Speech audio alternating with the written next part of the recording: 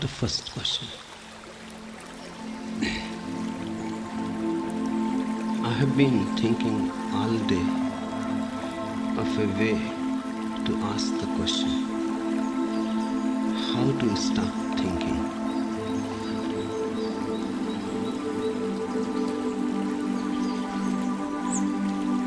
Thinking cannot be stopped. Not that it does not stop, but it cannot be stopped. It stops on its own account. This distinction has to be understood. Otherwise, you can go mad chasing your mind. No mind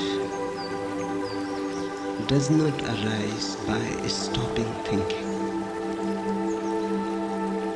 When the thinking is no more, no mind is. But the very effort to stop will create more anxiety. It will create conflict. It will make you split. You will be in a constant turmoil within. This is not going to help. And even if you succeed for a few moments to stop it forcibly, it is not an achievement at all. Because those few moments will be almost dead. They will not be alive. You may feel a sort of stillness but not silence. Because a forced stillness is not silence. Underneath it, deep into the unconscious, the repressed mind goes on working. So there is no way to stop the mind, but the mind stops, that is certain. It stops on its own account. So what to do? Your question is relevant. Watch. Don't try to stop. There is no need to do any action against the mind. In the first place, who will do it? It will be mind fighting mind itself. You will divide your mind into two. One that is trying to boss over, the top dog, trying to kill the other part of itself, which is absurd. It is a foolish game. It can drive you crazy. Don't try to stop the mind or the thinking. Just watch it, allow it. Allow it total freedom. Let it run as fast as it wants. You don't try in any way to control it. You just be a witness. It is beautiful. Mind is one of the most beautiful mechanisms.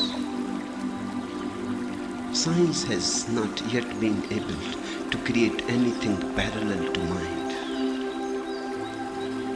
Mind still remains the masterpiece. So complicated, so tremendously powerful, with so many potentialities. Watch it. Enjoy it. And don't watch like an enemy, because if you look at the mind like an enemy, you cannot watch. You are already prejudiced. You are already against. You have already decided that something is wrong with the mind. You have already concluded. And whenever you look at somebody as an enemy, you never look deep. You never look into the eyes. You avoid. Watching the mind means look it with deep love, with deep respect, reverence. It is God's gift to you. Nothing is wrong in mind itself. Nothing is wrong in thinking itself. It is a beautiful process as other processes. Clouds moving in the sky are beautiful. Why not thoughts moving into the inner sky? Flowers coming to the trees are beautiful. Why not thoughts flowering into your being? The river running to the ocean is beautiful. Why not this stream of thoughts running somewhere to an unknown destiny is not beautiful? Look with deep reverence. Don't be a fighter, be a lover.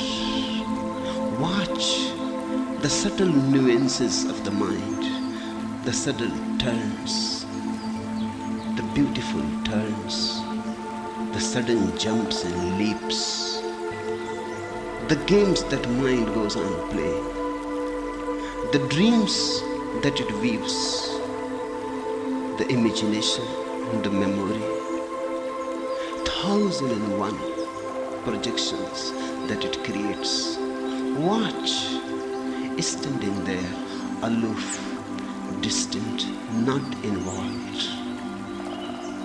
And by you will start feeling. Deeper becomes your watchfulness.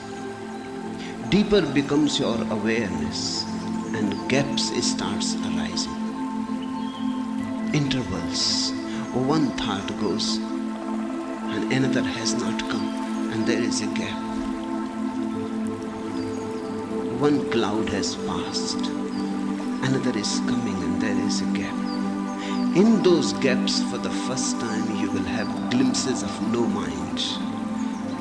You will have the taste of no mind. Call it taste of Zen or Tao or yoga. In those small intervals, suddenly the sky is clear and the sun is shining. Suddenly the world is full of mystery because all barriers are dropped. The screen on your eyes is no more there. You see clearly. You see penetratingly. The whole existence becomes transparent. In the beginning, these will be just rare moments, far and few in between. But they will give you glimpses of what samadhi is. Small pools of silence. They will come and they will disappear. But now you know that you are on the right track. You start again watching. When a thought passes, you watch it. When an interval passes, you watch it. Clouds are also beautiful. Sunshine also is beautiful. Now you are not a chooser. Now you don't have a fixed mind. You don't say that I would like only the intervals. That is stupid. Because once you become attached that you would like only the intervals, you have decided again against thinking. And then those intervals will disappear. They happen only when you are very distant, aloof. They happen, they cannot be brought. They happen, you cannot force them to happen. They are spontaneous happenings. Go on watching. Let thoughts come and go, wherever they want to go. Nothing is wrong. Don't try to manipulate and don't try to direct. Let thoughts move in total freedom. And then bigger intervals will be coming. You will be blessed with small satoris, mini satoris.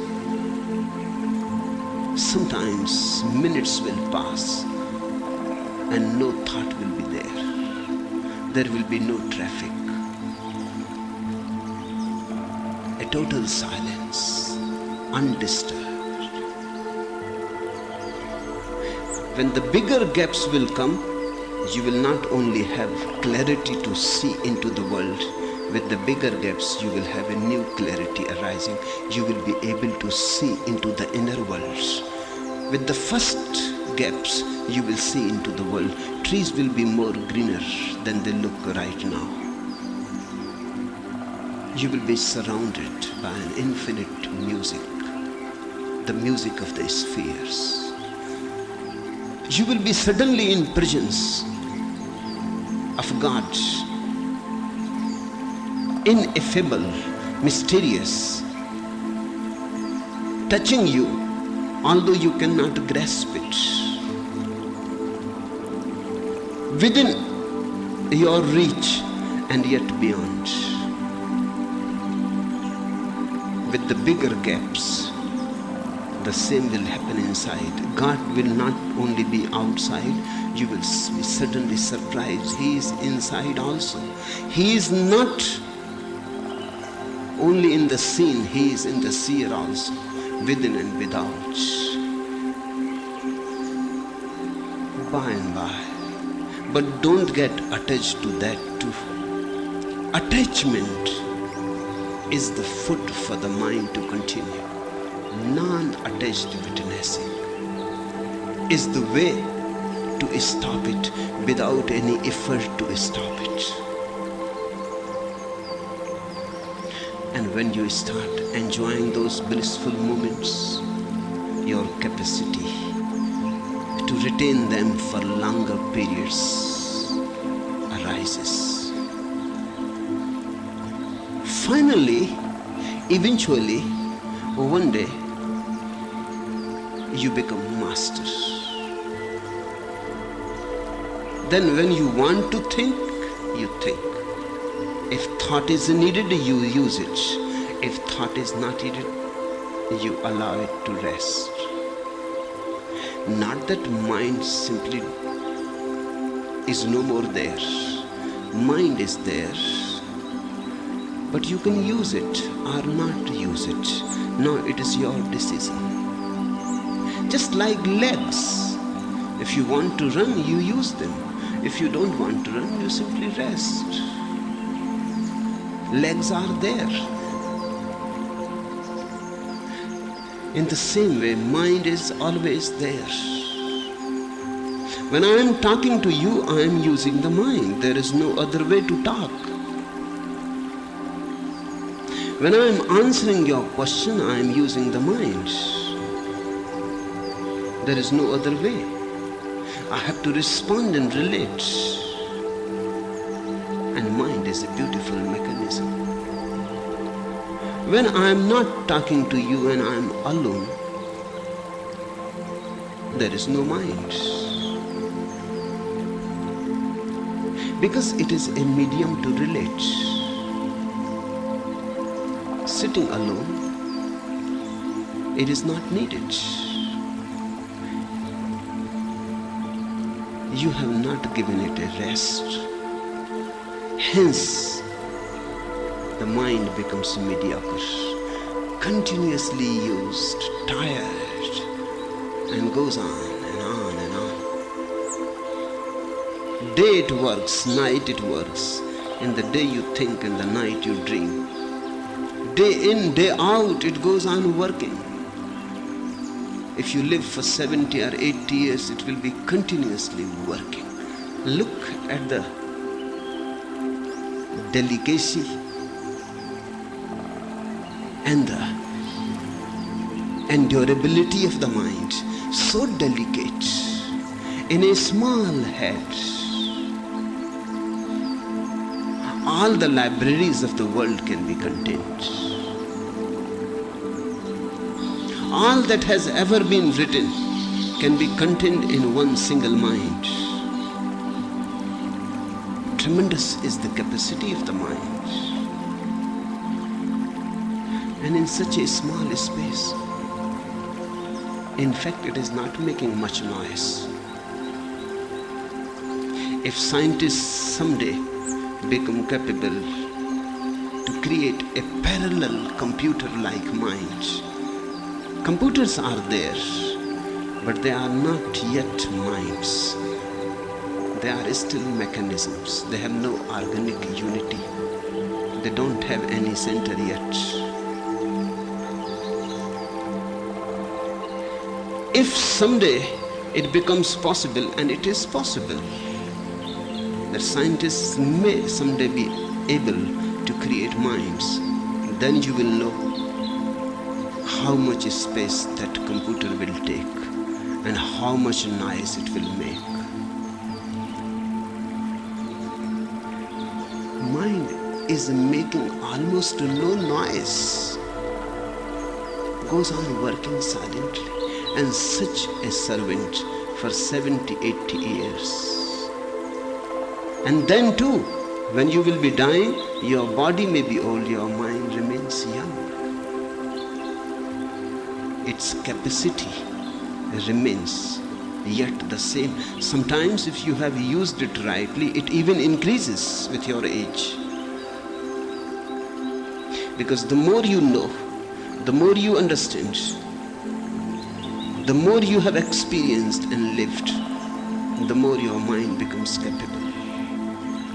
When you die, everything in your body is ready to die except the mind. That's why in the East we say, mind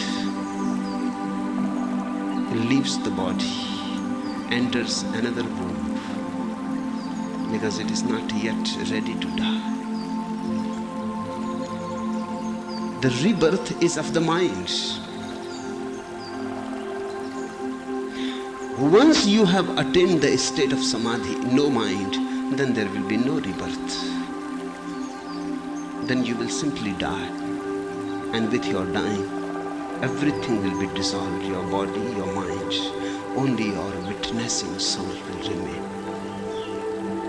That is beyond time and space. Then you become one with existence. Then you are no more separate from it. The separation comes from the mind. But there is no way to stop it forcibly. Don't be violent. Move lovingly with deep reverence. And it will start happening on its own account. You just watch and don't be in a hurry. The modern mind is in much hurry. It wants instant methods. How to stop the mind. Hence, drugs have appeal. You can force by chemical drugs the mind to stop. But again you are being violent with the mechanism. It is not good. It is destructive. By this way you are not going to become a master. You may be able to stop the mind through the drugs, but then drugs will become your master. You are not going to become the master. You have simply changed your bosses, and you have changed for worse. Now the drugs will hold power over you. They will possess you. Without them you will be nowhere. Meditation is not an effort against the mind. It is a way of understanding the mind. It is a very loving way to witness the mind. But of course, one has to be very patient. This mind that you are carrying in your head has arisen out of centuries, millennia. Your small mind carries the whole experience of humanity, and not only of humanity, of animals, of birds, of plants, of rocks. You have passed all through those experiences. All that has happened up to now has happened in you also. In a very small nutshell, you carry the whole experience of existence. That's what your mind is. In fact, to say it is yours is not right. It is collective. It belongs to us all. Modern psychology has been approaching it. Particularly Jungian analysis has been approaching it, and they have started feeling something like collective unconscious. Your mind is not yours, it belongs to us all. Our bodies are very separate, our minds are not so separate. Our bodies are clear-cutly separate, our minds overlap, and our souls are one. Bodies separate, minds overlapping, and souls are one. I don't have a different soul and you don't have a different soul. At the very center of existence, we meet and are one. That's what God is. The meeting point of all. Between the God and the world means the bodies, is mind. Mind is a bridge. Bridge between the body and the soul, between the world and God. Don't try to destroy it. Many have tried to destroy it through yoga. That's a misuse of yoga. Many have tried to destroy it through body posture, breathing. That too brings subtle chemical changes inside. For example, if you stand on your head in Sirsasana, in the head stand, you can destroy the mind very easily. Because when the blood rushes too much, like a flood into the head, when you stand on your head, that's what you are trying to do.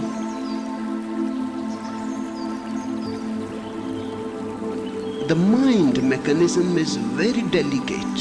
You are flooding it with blood. The delicate tissues will die. That's why you never come across a very intelligent yogi. Yogis are more or less stupid. Their bodies are healthy, that's true, strong, but their minds are just dead. You will not see the glimmer of intelligence. You will see a very robust body, animal-like, but somehow the human has disappeared. Standing on your head, you are forcing your blood into the head through gravitation. The head needs blood, but in a very, very small quantity and very slowly, not flood-like. Against gravitation, very small blood reaches to the head, and that too in a very silent way. If too much blood is reaching into the head, it is destructive.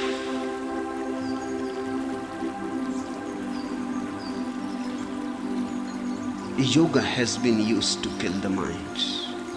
Breathing can be used to kill the mind. There are rhythms of breath subtle vibrations of breath which can be very, very drastic to the delicate mind. The mind can be disturbed through them. These are old tricks. Now the latest drugs are supplied by science, LSD, marijuana and others.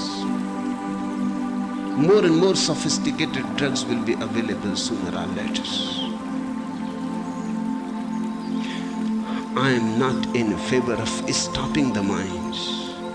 I am in favor of watching it. It stops on its own accord, and then it is beautiful when something happens without any violence. It has a beauty of its own. It has a natural growth. You can force a flower and open it by force. You can pull the petals of a bud and open it by force. But you have destroyed the beauty of the flower. Now it is almost dead. It cannot stand your violence. The petals will be hanging loose, limp, dying. When the bud opens on its own energy, when it opens on its own accord, then those petals are alive. The mind is your flowering. Don't force it in any way. I am against all force and against all violence, and particularly violence that is directed towards yourself. Just watch in deep prayer, love, reverence, and see what happens. Miracles happen on their own accord. There is no need to pull and push. You ask how to stop thinking? I say just watch. Be alert. And drop this idea of stopping. Otherwise, it will stop the natural transformation of the mind. Drop this idea of stopping. Who are you to stop? At the most, enjoy. And nothing is wrong. Even if immoral thoughts, so-called immoral thoughts pass through your mind, let them pass. Nothing is wrong. You remain detached.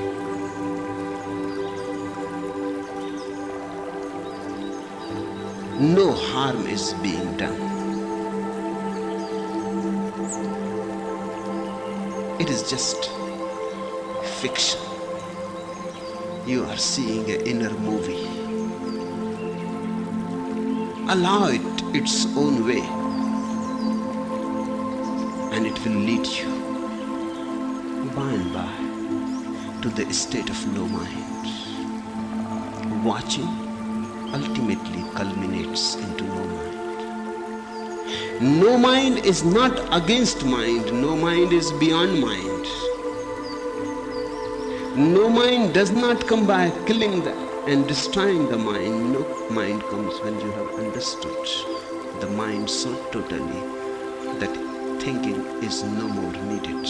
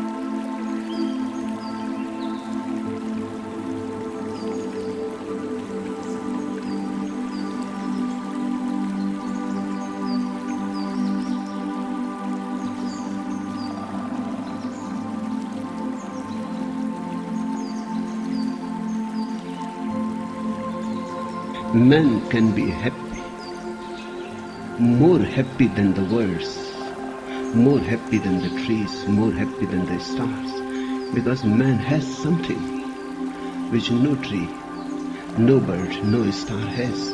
Man has consciousness. But when you have consciousness, then two alternatives are possible. Either you can become unhappy or you can become happy. Then it is your own choice. Trees are simply happy because they cannot be unhappy. Their happiness is not their freedom. They have to be happy. They don't know how to be unhappy. There is no alternative. These birds chirping in the trees, they are happy. Not because that they have chosen to be happy. They are simply happy because they don't know any other way to be. Their happiness is unconscious. It is simply natural. Man can be tremendously happy and tremendously unhappy. And he is free to choose. This freedom is hazardous. This freedom is very dangerous. Because you become responsible. And something has happened with this freedom. Something has gone wrong. Man is somehow standing on his head. You have come seeking meditation to me. Meditation is needed only because you have not chosen to be happy. If you have chosen to be happy, there is no need for any meditation. Meditation is medicinal. If you are ill, then the medicine is needed. Buddhas don't need meditation. Once you have started choosing happiness, once you have decided that you have to be happy, then no meditation is needed. Then meditation starts happening on its own account. Meditation is a function of being happy. Meditation follows a happy man like a shadow. Wherever he goes, whatsoever he is doing, he is meditative. He is intensely concentrated.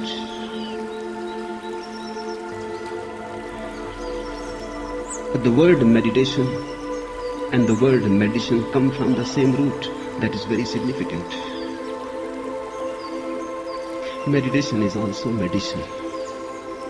You don't carry bottles of medicine and prescriptions with you if you are healthy. Of course, when you are not healthy, you have to go to the doctor. Going to the doctor is not a very great thing to brag about.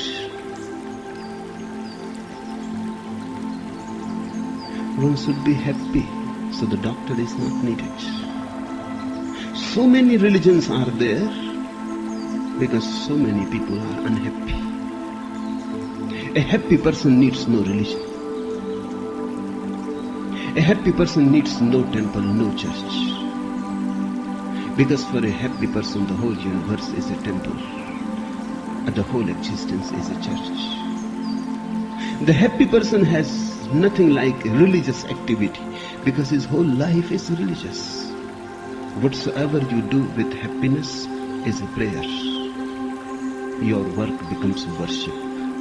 Your very breathing has intense splendor to it, a grace. Not that you constantly repeat the name of God.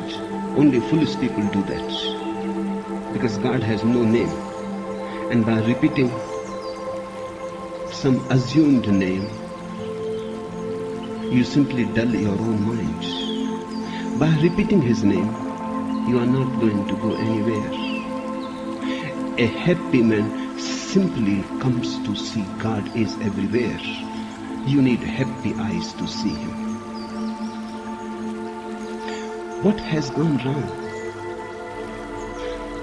I have heard about a man who became very famous in Germany. Even today his statues are there. And some squares and some streets are still named after him. His name was Dr. Daniel Gottlieb Schreiber. He was the real founder of fascism. He died in 1861. But he created the situation for Adolf Hitler to come. Of course, unknowingly. This man had very pronounced views on how to bring up children. He wrote many books. Those books were translated in many languages. Some of them went into 50 editions. His books were loved tremendously, respected tremendously, because his views were not exceptional. His views were very common. He was saying things which everybody has believed down the centuries. He was the spokesman for the ordinary mind, the mediocre mind. Hundreds of clubs and societies were set to perpetuate his thoughts, his ideas. And when he died, many statues were installed. Many streets around the world were named after him. He believed in disciplining children from the time they were 6 months old. Because he said, if you don't discipline a child when he is 6 months old, you will miss the real opportunity of disciplining him. When a child is very tender and soft, unaware of the ways of the world, make a deep imprint, then he will always follow that imprint. And he will not even be aware that he is being manipulated. He will think he is doing all this of his own will. Because when a child is 6 months old, he has no will yet. The will come later on. And the discipline will come first, then the will. So the will always think this is my own idea. This is corrupting a child. But all the religions of the world, and all the demagogues, and all the dictatorial people of the world, and all the so-called gurus and the priests, they all have believed in doing this. This seems to be the basic cause why man is unhappy. Because no man is moving freely. No man is sensing, groping his path with his own consciousness. He has been corrupted at the very roots. But he called it discipline, as all parents call it. He believed in disciplining children from the time they were 6 months old in such a way that they would never after question their parents and yet believe that they were acting of their own free will. He wrote that on the first appearance of self-will, one has to stop it immediately, kill it immediately. When you see the child becoming a person, an individual, you have to destroy the first ray of his individuality immediately. Not a single moment should be lost. When the first appearance of self-will is noticed, one has to step forward in a positive manner. Stern words, threatening gestures, rapping against the bed, bodily admonishments, consistently repeated until the child calms down or falls asleep. This treatment was needed only once or twice or at the most thrice, the doctors told to people. Make the child so afraid shake him to his very roots. And those roots are very tender, yet a 6-month-old child. Threaten him with gestures, with deep hatred, enmity in your eyes, as if you are going to destroy the child himself. Make it clear to the child that either he can live or his self-will. Both can be allowed to live. If he wants his self-will, then he will have to die. Once the child comes to know that he can live only at the cost of self-will, he will drop his self-will and he will choose survival. That's natural. Survival one has to choose first. Everything else comes secondary.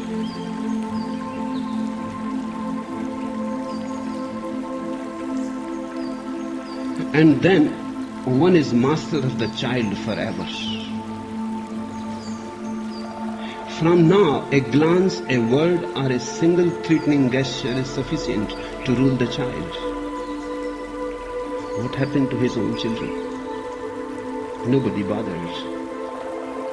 Everybody liked the idea. Parents all over the world became very enthusiastic, and everybody started trying to discipline their children. And that's how, according to Sreber, the whole Germany was disciplined. That paved the way for Adolf Hitler. Such a beautiful country, intelligent, became a victim of a fool who was almost mad, and he ruled the whole country. How it was possible? It is still a question which has not been answered. How he could rule so many intelligent people so easily with such foolish ideas? These people were trained to believe. These people were trained not to be individuals. These people were trained always to remain in discipline. These people were trained that obedience is the greatest virtue. It is not. Sometimes it is disobedience which is the greatest virtue. Sometimes, of course, it is obedience. But the choice has to be yours. You have consciously to choose whether to obey or not to obey. That means you have consciously to remain the master in every situation, whether you obey or you disobey. What happened to his own children? Just now, the whole history of his children has come into light. One of his daughters was melancholic, and her doctor suggested putting her in a mad asylum. One of his sons suffered a nervous breakdown and was institutionalized. He recovered, but 8 years later had a relapse and died in a madhouse. Another of his sons went mad and committed suicide. And the autopsies of both the sons proved that there was nothing wrong physically with their brain. Still, both went mad. One died in a madhouse, another committed suicide. What happened? Physically, their brain was perfect, but psychologically, they were damaged. This mad father damaged all of his children. And that is what has happened to the whole humanity. Down the centuries, parents have been destroying people. They were destroyed by their parents, and so on and so forth. It seems a chronic state. Your parents were not happy. Whatsoever they knew made them only more unhappy and more unhappy, and they trained you for it. And they have made a replica of themselves in you. Arthur Koestler has coined a beautiful word for this whole nonsense. He calls it Bapucracy. Bapu means father. It is an Indian term. Indians used to call Mahatma Gandhi Bapu. This word Bapucracy is perfect. India suffers more than any other country from Bapucracy. The Indian leadership is still suffering from their Bapu, Mahatma Gandhi.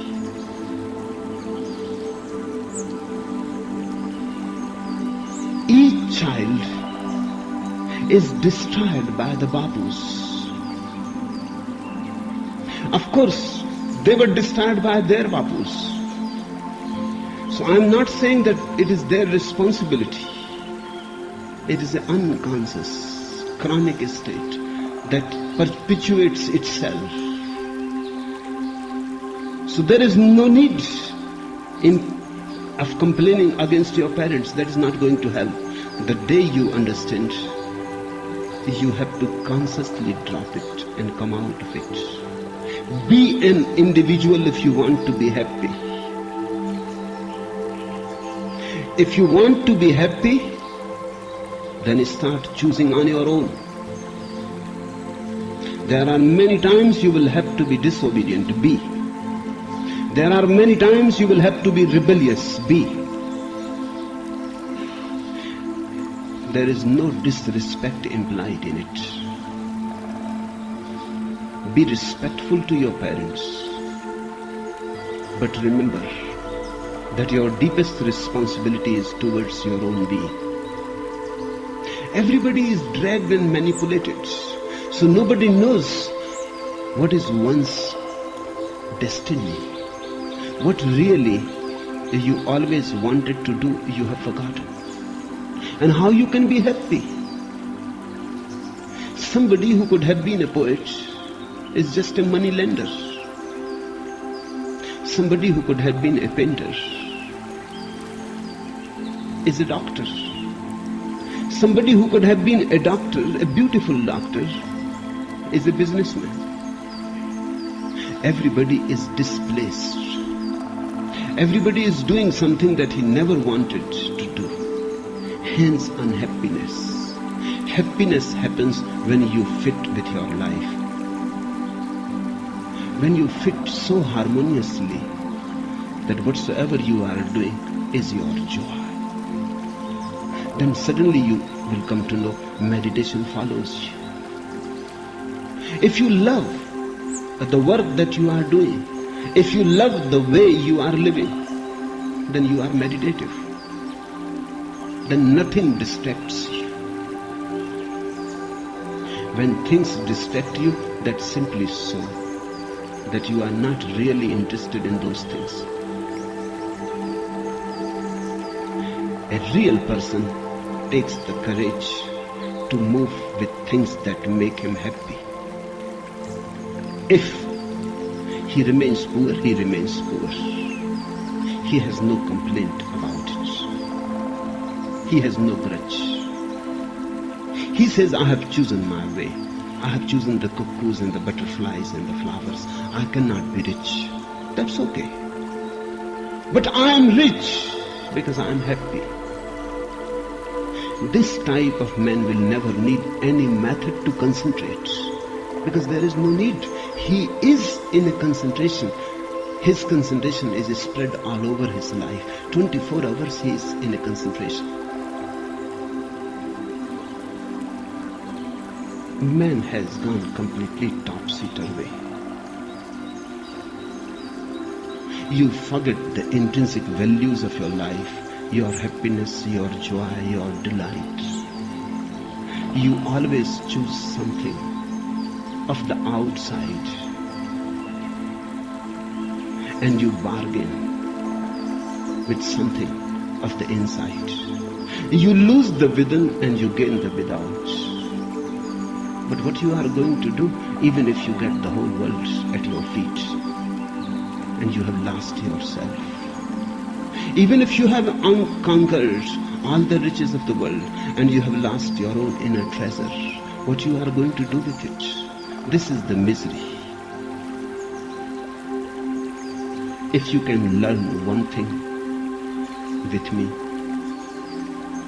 then that one thing is to be alert, aware about your own inner motives, about your own inner destiny.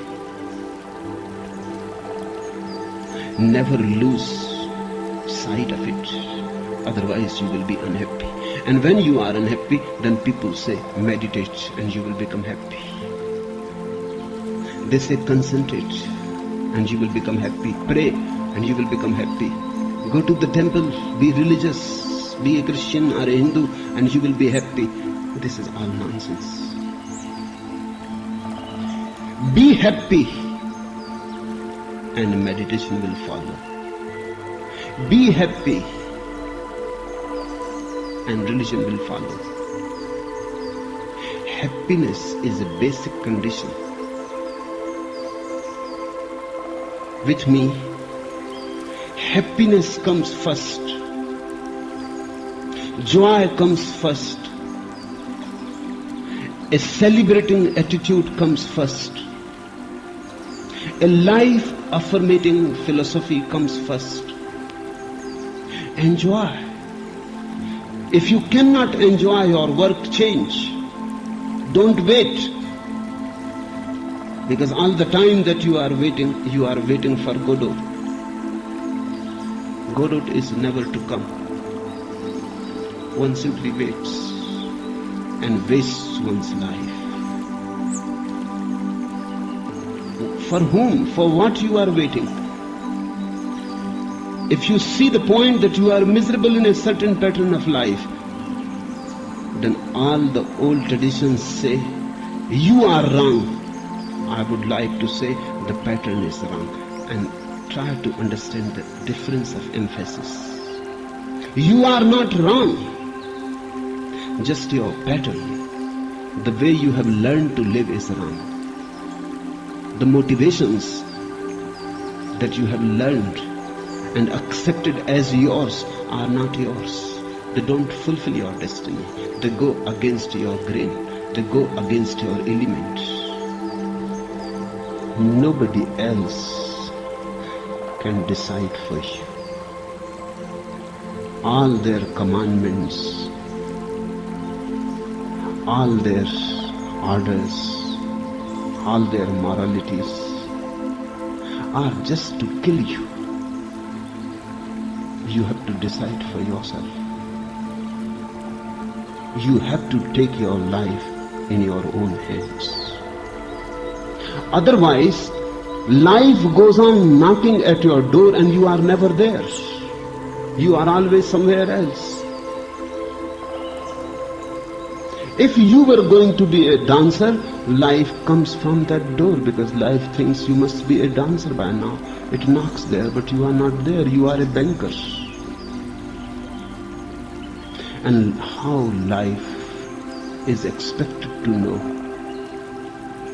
that you will be a banker? God comes to you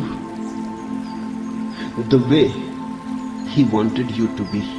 He knows only that address, but you are never found there. You are somewhere else, hiding in somebody else's mask, in somebody else's garb, under somebody else's name. How you expect God to find you? He goes on searching for you. He knows your name, but you have forgotten that name. He knows your address, but you never lived at that address. You allowed the world to distract you. God can find you only in one way, and that is your inner flowering, as He wanted you to be. Unless you find your spontaneity, unless you find your element, you cannot be happy. And if you cannot be happy, you cannot be meditative. Why this idea arose into people's mind that meditation brings happiness? In fact, wherever they found a happy person, they always found a meditative mind. Both things got associated.